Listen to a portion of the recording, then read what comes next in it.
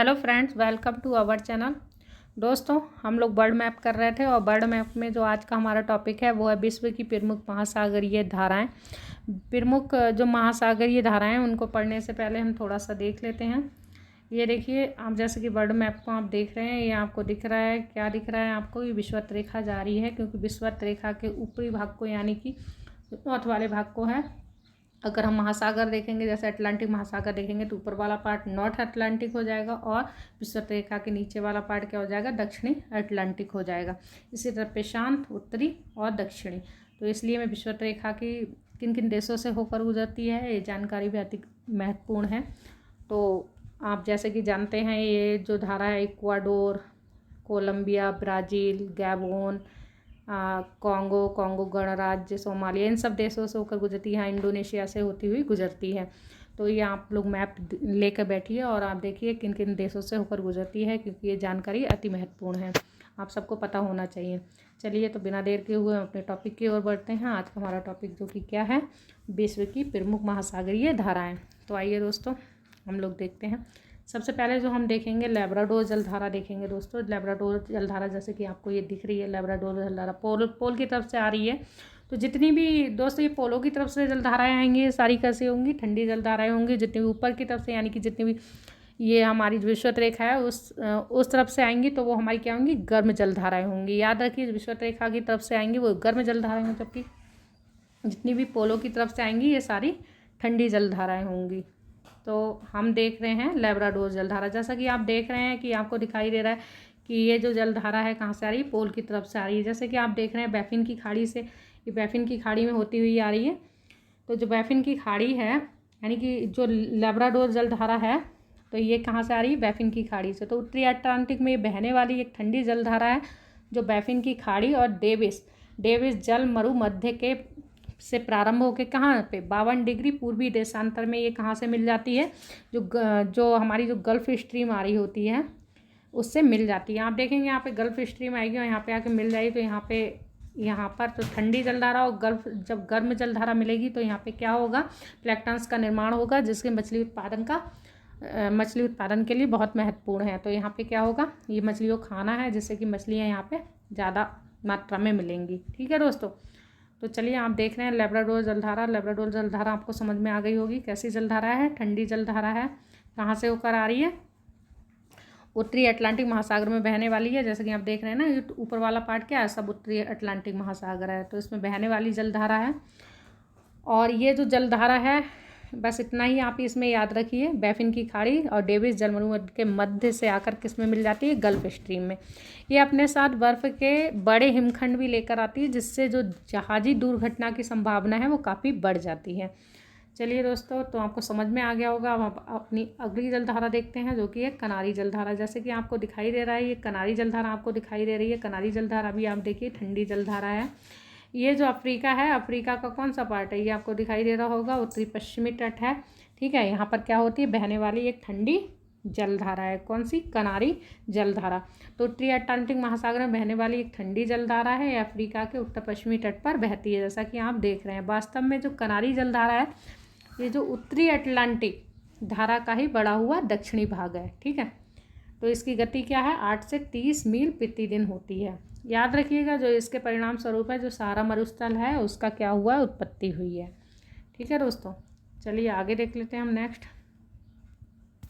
Next आप देखिए, आपको हम्बोल्ट की जलधारा दिखाई दे रही होगी। हम्बोल्ट की जलधारा, यहाँ पे आप देखिए हम्बोल्ट की जलधारा दोस्तों, ये देखिए हम्बोल्ट की जलधारा भी देख रहे हैं आप, जैसे कि साउथ से नॉर्थ की तरफ जा रही है।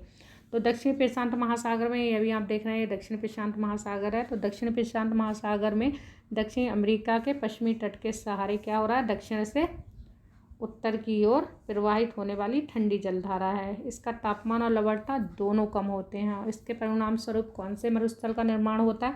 अटाकामा मरुस्थल का, जो कि उत्तरी चिली में अवस्थित है। ठीक है दोस्तों, तो आपको समझ में आ गया होगा। चलिए नेक्स्ट देख लेते हैं हम।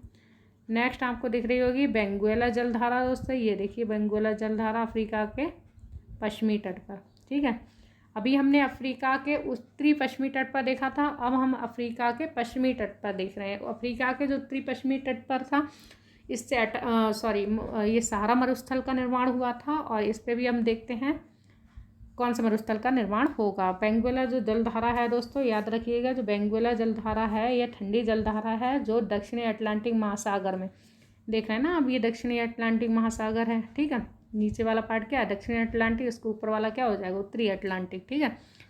तो दक्षिणी अटलांटिक में बहने वाली ठंडी जलधारा है, ठीक है दोस्तों। और ये अफ्रीका महाद्वीप के पश्चिमी तट पर बहती है। इसके प्रवाह स्वरूप क्या हुआ है, अफ्रीका के दक्षिणी पश्चिमी भाग में नामिब और कालाहारी मरुस्थल का निर्माण हुआ है, ठीक है दोस्तों। चलिए नेक्स्ट देख लेते हैं, अग्लुहास जलधारा। आपको यहाँ अग्लुहास जलधारा दिख रही होगी, अग्लुहास जलधारा, ये भी इम्पोर्टेंट जलधारा है अग्लुहास। यह दक्षिणी अफ्रीका के पूर्वी, ठीक है, दक्षिणी पूर्वी छोर तक प्रवाहित होने वाली, जैसे कि आप देख रहे हैं यहाँ से आ रही है, यानी कि कहाँ से आ रही है, ये आ रही है विषुवत रेखा की तरफ से, तो फिर कैसी जलधारा होगी, गर्म जलधारा होगी, ठीक है। तो ये चीज़ आप ध्यान दीजिएगा, यह गर्म जलधारा है, यह मोजाम्बिक और दक्षिणी विषुवत रेखीय धारा की एक शाखा के मिलने से बनती है, ठीक है। तो आपने देख ली ये जलधारा है। चलिए बढ़ते हैं आगे हम जलधाराओं की तरफ। कुछ और महत्वपूर्ण जलधाराएं, जैसे कि आप ये देख रहे हैं, अब हम बात कर लेंगे गल्फ स्ट्रीम की। गल्फ स्ट्रीम आपको बिल्कुल साफ साफ दिख रही होगी, जो गल्फ स्ट्रीम है। गल्फ स्ट्रीम कैसी जलधारा है, गल्फ स्ट्रीम गर्म जलधारा है। तो जो गल्फ स्ट्रीम है, गल्फ स्ट्रीम की जो पहले, तो सबसे पहले में खोज पता होना चाहिए, ये जो पोंस डी लियोन द्वारा की गई थी 1513 में, ठीक है। यह एक चौड़ी और गर्म जल वाली जलधारा है, ठीक है। ये जैसे कि आप देख रहे हैं, चौड़ी और गर्म जलधारा है, ठीक है। ये देखिए यहाँ पे आप देख रहे हैं, यहाँ पे लैब्राडोर आ रही होती है, तो ठंडी और गर्म मिलती हैं, तो यहाँ पे प्लैंक्टन्स का निर्माण होता है, ठीक है। अभी पढ़ा था ना हमने, ऊपर से कौन सी जलधारा आ रही है, लैब्राडोर की जलधारा, ठीक है। तो 40 डिग्री उत्तरी अक्षांश के पास लैब्राडोर की जलधारा क्या होती है, गल्फ स्ट्रीम में मिल जाती है, ठीक है। आप जैसे कि देखते हैं यहाँ पे 49 डिग्री जाता है, यहाँ से देखते हैं तो ये 40 डिग्री के आसपास की बात कर रहे हैं, तो यहाँ पे क्या होती है, लैब्राडोर की जलधारा और गल्फ स्ट्रीम की जलधारा क्या होती है, मिल जाती है, ठीक है। एक सेकेंड दोस्तों, क्लीन कर लेते हैं। तो ये जो गल्फ स्ट्रीम की जलधारा है क्या होती है, किसे, लैब्राडोर की जलधारा से मिल जाती है। इसी कारण ही पश्चिमी यूरोप तुल्य जो जलवायु की है उसकी उत्पत्ति होती है। जो पश्चिमी यूरोप तुल्य जलवायु है उसकी उत्पत्ति इसी के कारण होती है। इससे जो यूरोप सर्दियों में तुलनात्मक रूप से क्या होता है, गर्म रहता है, ठीक है। और यह यूरोप के उच्च अक्षांशीय क्षेत्रों में सर्दियों में बंदरगाहों को खुले रखने का सहयोग करती है। क्यों, क्या होता है, ठंड में क्या होता है, बंदरगाह बंद हो जाते हैं, लेकिन ये जो गर्म जलधारा आ रही होती है इससे कुछ बंदरगाह क्या होते हैं, खुले रह जाते हैं। क्योंकि गर्म जलधारा है तो वहाँ बर्फ़ नहीं जमती है, तो क्या था, खुले हो जाते। जैसे कि आप ये देख रहे हैं, ये जा रही है ना यूरोप की तरफ, ये देखिए यहाँ पे जितने बंदरगाह होंगे ये क्या होंगे, जमे रहने की बजाय खुले रहेंगे, ठीक है। क्योंकि इसकी उत्पत्ति क्या हो रही है, गर्म जलधारा है इसलिए, ठीक है।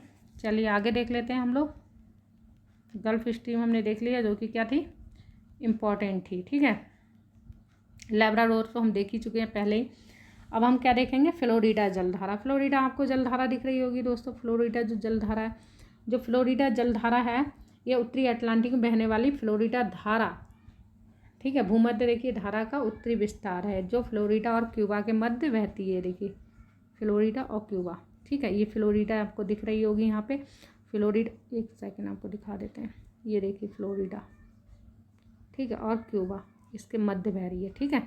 तो फ्लोरिडा और क्यूबा के मध्य बहती है। यह एक गर्म और उच्च लवणता वाली जलधारा है, ठीक है। तो अब आगे हम देख लेते हैं कैलिफोर्निया। आप देखिए कैलिफोर्निया की जलधारा, ये देख रहे हैं आप, कैसी होगी जलधारा, अब देखने से ही पता चल रहा है कैलिफोर्निया जलधारा कैसी होगी। उत्तरी प्रशांत में बह रही है पहली बार, तो ठंडी जलधारा है। ये ऊपर से देखिए कहाँ से आ रही है, ऊपर से आ रही है, इसलिए क्या है, ये ठंडी जलधारा है, ठीक है, जो कनारी जलधारा के समान है। वास्तव में ये जलधारा क्या है, उत्तरी प्रशांतीय महासागर धारा का ही विस्तार है, ठीक है। इसके प्रभाव स्वरूप उत्तरी अमेरिका के पश्चिमी भागों में शुष्क मरुस्थलों का क्या हुआ है, विकास हुआ है, ठीक है, ठंडी जलधारा के कारण। कौन सी जलधारा, कैलिफोर्निया की जलधारा के कारण। तो अब आपको ये भी समझ में आ गया होगा कैलिफोर्निया जलधारा। अब हम देख लेते हैं नेक्स्ट देख लेते हैं, एक सेकंड क्लीन कर लेते हैं दोस्तों। ये देखिए एल नीनो आपको दिखाई दे रहा होगा ना, एल नीनो। देखिए दोस्तों, एल नीनो जो जलधारा है, एल नीनो जलधारा को विपरीत जलधारा के नाम से भी जानते हैं। क्यों जानते हैं विपरीत जलधारा के नाम से? जो दक्षिणी अमेरिका के पेरू के पश्चिमी में तट से होकर चलती है, ठीक है। 180 किलो, देखिए पेरू तट से 180 किलोमीटर दूर चलती है, याद रखिएगा, इम्पॉर्टेंट है, ठीक है। इससे 180 किलोमीटर दूरी पर उत्तर से दक्षिण दिशा में प्रवाहित होती है एल नीनो, ठीक है। तो एल नीनो से 3 से 4 डिग्री बढ़ जाता है, ठीक है। क्या बढ़ जाता है? 3 से 4 डिग्री टेम्परेचर बढ़ जाता है, ठीक है। इसके प्रभावस्वरूप पेरी के तट पर सामान्य से अधिक वर्षा होती है, ठीक है। इससे मछलियाँ मरने लगती हैं क्योंकि इसके आगमन से प्लैंक्टन्स जल जाते हैं। क्यों? क्योंकि इसका क्या होता है, 3 से 4 डिग्री टेम्परेचर बढ़ जाता है। यह भारतीय मानसून को भी प्रभावित करती है, ठीक है, याद रखिएगा। ये ऊपर से आ रही है, ये देखिए, ठीक है, इधर से आ रही है। तो दोस्तों याद रखिए, जो ये यहाँ से आ रही है तो ये कैसी होगी? गर्म जलधारा होगी, विषुवत रेखा की तरफ से आ रही है, ठीक है। चलिए अब हम देख लेते हैं फॉकलैंड जलधारा। आपको फॉकलैंड जलधारा ये दिख रही होगी दोस्तों, फॉकलैंड। ये फॉकलैंड जलधारा भी बहुत इंपॉर्टेंट है। ये जो अंटार्कटिका महासागर का जो ठंडा जल है वो फॉकलैंड जलधारा के रूप में क्या होता है? दक्षिणी अमेरिका के पूर्वी तट, याद रखिए, जो दक्षिणी अमेरिका है इसका जो पूर्वी तट है, ये देखिए पूर्वी तट, एक सेकेंड, ये देखिए पूर्वी तट, ये दिख रहा है ना आपको पूर्वी तट। तो ये जो पूर्वी तट है, तो पूर्वी तट में ये क्या होती है? पूर्वी तट के अर्जेंटीना तक प्रवाहित होती है। अर्जेंटीना पे दिख रहे हैं ना आपको, अर्जेंटीना तक प्रवाहित हो रही है। इस धारा के द्वारा जो अंटार्कटिका क्षेत्र में हिमखंड दक्षिणी अमेरिका तट तक लाए जाते हैं फॉकलैंड के लिए, ठीक है, फॉकलैंड की जलधारा के द्वारा। तो आपको अब फॉकलैंड की जलधारा भी दोस्तों समझ में आ गई होगी। अब आ जाइए, ये आप देख रहे हैं, आपको यहाँ पे दिख रही होगी, एक सेकेंड, सुषमा जलधारा। ये देखिए सुषमा जलधारा, सुषमा जलधारा, ठीक है, ये सुषमा जलधारा। तो ये आप जैसे कि देख रहे हैं सुषमा जलधारा। सुषमा जलधारा भी इम्पॉर्टेंट है। ये उत्तरी अक्षांश जो है, उत्तरी अक्षांश के पास जो क्यूरोशियो से एक शाखा से अलग होकर जापान सागर में चली जाती है। जापान सागर है ना, जापान सागर में चली जाती है, जो पश्चिमी जापान तट से होकर प्रवाहित होती है, ठीक है। अपने उच्च तापमान तथा लवणता के कारण क्या होता है, जो सुषमा जलधारा है ये तटीय भागों की जलवायु को काफ़ी प्रभावित करती है, ठीक है। तो ये आपको समझ में आ गया होगा। तो जितनी भी इम्पोर्टेंट जलधाराएं थी दोस्तों वो सब हम देख ही चुके हैं। आप एक बार इसको मैप लेके बैठिए और जितनी भी इम्पोर्टेंट जलधाराएं उन सबको देखिए। तब तक के लिए मिलते हैं नेक्स्ट वीडियो में। तब तक के लिए आपको हमारी वीडियो कैसी लगी ज़रूर बताइए। तब तक के लिए